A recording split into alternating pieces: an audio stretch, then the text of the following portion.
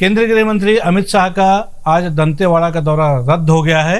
आज परिवर्तन यात्रा को हरी झंडी दिखाने के लिए और एक आम सभा को संबोधित करने के लिए दंतेवाड़ा आने वाले थे गृह मंत्री अमित शाह, लेकिन अचानक ही उनका दौरा रद्द हो गया। मैं हूं बीडी निजामी और आप देख रहे हैं न्यूज़ T20।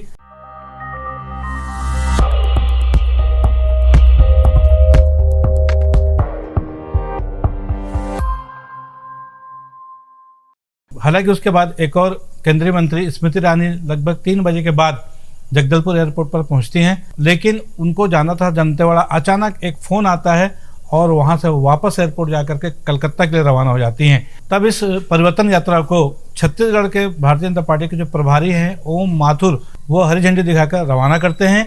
इस मौके पर पूर्व मुख्यमंत्री रमन सिंह सहित प्रदेश भारतीय जनता पार्टी के अध्यक्ष अरुण साव और नेता प्रतिपक्ष नारायण चंदेल जैसे तमाम बड़े नेता भी मौजूद थे। आपको बताते चलें कि भारतीय जनता पार्टी चुनाव से पहले छत्तीसगढ़ में 2 यात्राएं निकाल रही हैं, परिवर्तन यात्राएं। एक आज 12 तारीख को जो कि दंतेवाड़ा के मां दंतेश्वरी मंदिर से प्रारंभ हुई है और दूसरी 16 तारीख को सरगुजा के जसपुर नगर से शुरू होगी और दोनों यात्राओं का जो समापन है वो 28 सितंबर को होगा, जिसमें प्रधानमंत्री नरेंद्र मोदी स्वयं मौजूद रहेंगे और देश के अन्य तमाम सारे महत्वपूर्ण नेता भी उस समय मौजूद रहेंगे। छत्तीसगढ़ विधानसभा चुनाव को लेकर भारतीय जनता पार्टी कमर कस के तैयार है, उसका बड़ा फोकस है और 15 साल सत्ता में रहने के बाद जिस तरह से पिछले साल 2018 में सिर्फ 15 सीटों पर सिमट गई थी भारतीय जनता पार्टी, उससे उबर कर एक नई ऊर्जा के साथ भारतीय जनता पार्टी एक बार फिर मैदान में आने की तैयारी में है। उसके लिए वो हर संभव प्रयास कर रही है। वहीं दूसरी ओर कांग्रेस की बात करें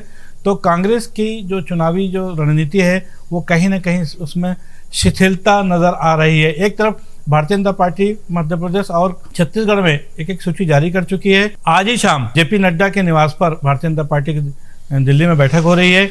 ये कहा जा रहा था पहले मौसम की खराबी की वजह से गृह मंत्री अमित शाह जगदलपुर नहीं पहुंच पाए या दंतेवाड़ा नहीं पहुंच पाए, लेकिन जब स्मृति ईरानी वहां पहुंच गई तो सवाल आने लगे कि बात कुछ और है। और फिर शाम ढलते ढलते खबर आई जेपी नड्डा के निवास पर एक अहम बैठक रखी गई है तमाम बड़े नेताओं की। उसमें शामिल होने के लिए केंद्रीय गृह मंत्री अमित शाह ने इस दौरे को रद्द किया है। आपको बताते चले कि आज जो बैठक जेपी नड्डा जो कि राष्ट्रीय अध्यक्ष उनके निवास पर हो रहे हैं, उसमें छत्तीसगढ़, मध्य प्रदेश और राजस्थान तीनों प्रदेशों के तमाम बड़े नेता मौजूद हैं उसमें। और ये माना जा रहा है कि एक नई सूची को अंतिम रूप दिया जाएगा। ये भी माना जा रहा है कि रात 10 बजे के बाद प्रधानमंत्री नरेंद्र मोदी भी उस बैठक में शामिल हो सकते हैं और केंद्रीय गृह मंत्री अमित शाह सहित तमाम लोग बैठ करके एक नई सूची को अंतिम रूप देना चाह रहे हैं। और उसके बाद ये माना जा रहा है कि देर रात या कल सुबह दिन में किसी भी समय मध्य प्रदेश और छत्तीसगढ़ की दूसरी सूची जारी हो जाएगी या फिर राजस्थान की पहली सूची जो हो रही है। बहरहाल भारतीय जनता पार्टी की इस महत्वपूर्ण बैठक में आज क्या होता क्या नहीं होता, इसका खुलासा तो कल तक होने की संभावना है।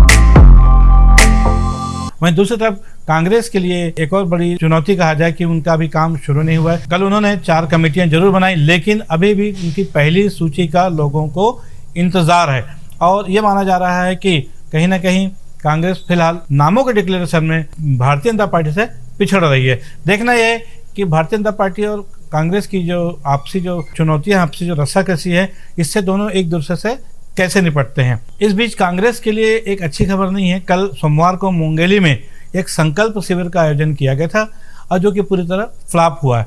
इसमें उप मुख्यमंत्री टी.एस. सिंहदेव और दीपक बैज जो कि प्रदेश अध्यक्ष हैं, इनको पहुंचना था। मुख्यमंत्री के राजनीतिक सलाहकार विनोद वर्मा वहां पहुंचे, लेकिन वहां की जो स्थितियां थी वो अच्छी नहीं थी। कुर्सियां तमाम खाली पड़ी हुई थी और वहां पर जो अनुपस्थिति को देखते हुए, वहां पर चूंकि ज्यादा लोगों की भीड़ नहीं थी, उसको देखते हुए शायद बड़े नेताओं ने वहां पर जाना उचित नहीं समझा। आपको बताते चले कि मुंगेली में कांग्रेस का विधायक नहीं है और मुंगेली में कांग्रेस भारतीय जनता पार्टी से सीट छीनना चाहती है। उसकी तैयारियों को लेकर के उन्होंने संकल्प शिविर का आयोजन किया था जो कि लगभग फ्लॉप हो गया। एक आरोप कुछ लोगों ने यह भी लगाया कि ब्लॉक अध्यक्ष ने कांग्रेस के प्रत्याशियों से संकल्प शिविर के नाम से 50,000 रुपए की डिमांड की और इसके बारे में बाकायदा पत्रकार वार्ता लेकर के एक रत्नावली कौशल है उन्होंने और दूसरी डॉक्टर सरिता भारद्वाज, उन्होंने बाकायदा पत्रकार वार्ता लेकर के पत्रकारों से चर्चा में इस बात का आरोप भी लगाया।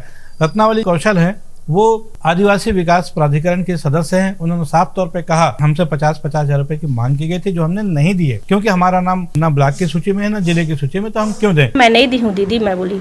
तो वो बोलती है कि आप बाहर चले जाओ। तो मैं बोली क्यों बाहर चले जाऊँ, तो आप चंदा नहीं दिए हो। तो ये तो जो प्रियंका गांधी जी ने कहा था कि मैं लड़की हूँ, लड़ सकती हूँ, उस थीम पर हम महिलाएं आगे आने का प्रयास कर रही हैं। चूँकि मुंगेली विधानसभा से आज पर्यंत तक किसी महिला को मौका नहीं मिला है और हम गिने चुने 1-2 महिला ही उभर कर सामने आ रही हैं। कार्यक्रम कराने के लिए हम संगठन की ओर से कार्यक्रम कर रहे हैं, तो उसके लिए हमें आप जितने भी विधायक प्रत्याशी हैं वो सभी 50-50 हजार रुपया देंगे। टिकट की इस लड़ाई में जबकि मुंगेली से कांग्रेस को अपना एक वजूद फिर से बनाना है, भारतीय जनता पार्टी का वहां कब्जा है, ऐसी स्थिति में प्रत्याशियों के बीच में जो विवाद चल रहा है और जो एकजुटता का भाव दे रहा है, ऐसी स्थिति में सवाल ये उठता है कि मुंगेली में कांग्रेस अपना परचम कैसे लहरा पाएगी। आज के लिए बस इतना ही। आपको हमारी ये दोनों खबरें कैसी लगी, इसमें अपनी राय अवश्य दें। हमारे इस खबर को लाइक करें, हमारे चैनल को सब्सक्राइब करें।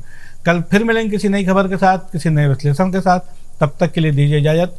जय हिंद, जय भारत, जय छत्तीसगढ़।